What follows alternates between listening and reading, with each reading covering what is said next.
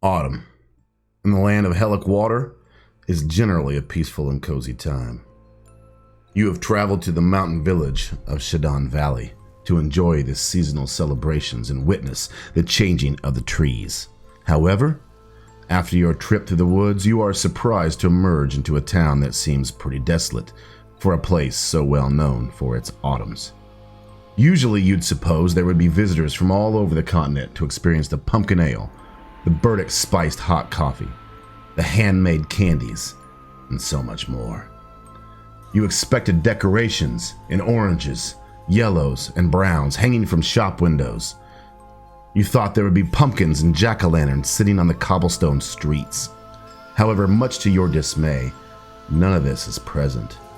Aside from the red and orange trees that have just begun changing, the town seems almost gray in its appearance. No one is out and about except for the occasional person here or there, rushing to and from a shop or inn. Not a single splash of color adorns any shop window. Not to mention the usual nip of an autumn chill is gone, instead replaced with a cold, almost dead air. What has happened? You fear that perhaps the harvest festivities have been canceled for the year. Was there perhaps a plague that came through this area that forced everything to shut down? You decide it is time to get some answers. Walking down the village's main streets, you spot the Autumn Wind Inn and Tavern. Its sign creaks in the chilly breeze. You open the large wooden double doors and step inside. The inn is quiet. So quiet you can hear the crackle of the large brick fireplace built into the left wall and the clink of dishes through the service window to the kitchen. "Hello?" You call out, stepping up to the long bar in front of you. Spotting someone moving in the kitchen, you take a seat on one of the bar stools. A few moments later, a young elf maiden dressed in a rather traditional barmaid's outfit, a white billowy blouse cinched up with a form-fitting mustard yellow vest, walks out from the kitchen door located under the main stairwell. "Can I help you?" she inquires, a strand of her dark red hair falling over her forehead. "What's going on with the autumn festivities?" you ask. "Sorry to say they've all been canceled," she notes. "Ever since the attacks started, the burgomaster has requested people stay indoors at all times. Unfortunately, that means all the events for the harvest are canceled." "What do you mean, attacks?" "It all started when some of the townspeople started going missing. So we set up a night guard to try and keep the streets safe. Unfortunately, the few men assigned to the patrols were killed. One man managed to make it in the morning. In his last breath, he said something about skeletons." "Skeletons?"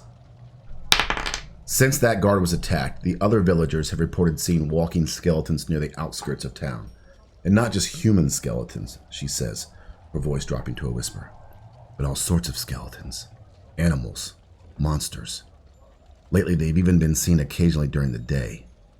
To say that the people are nervous is an understatement." "Does anybody know where these skeletons are coming from?"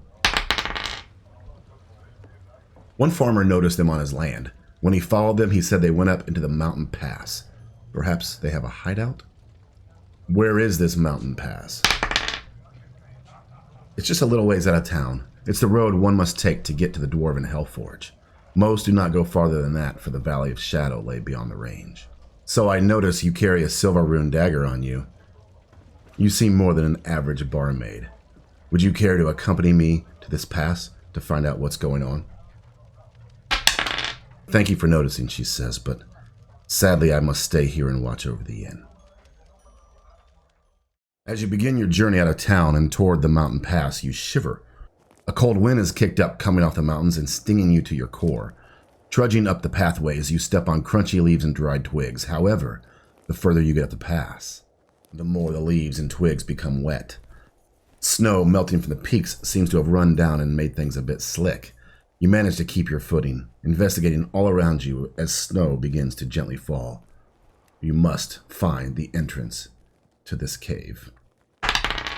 While attempting to find the cave's entrance, instead you stumble upon a skeleton of a cat. Seeing this abomination makes Theo take a deep breath and gird himself against the coming battle. I rolled a bravery check of 2, which gives you 1 will.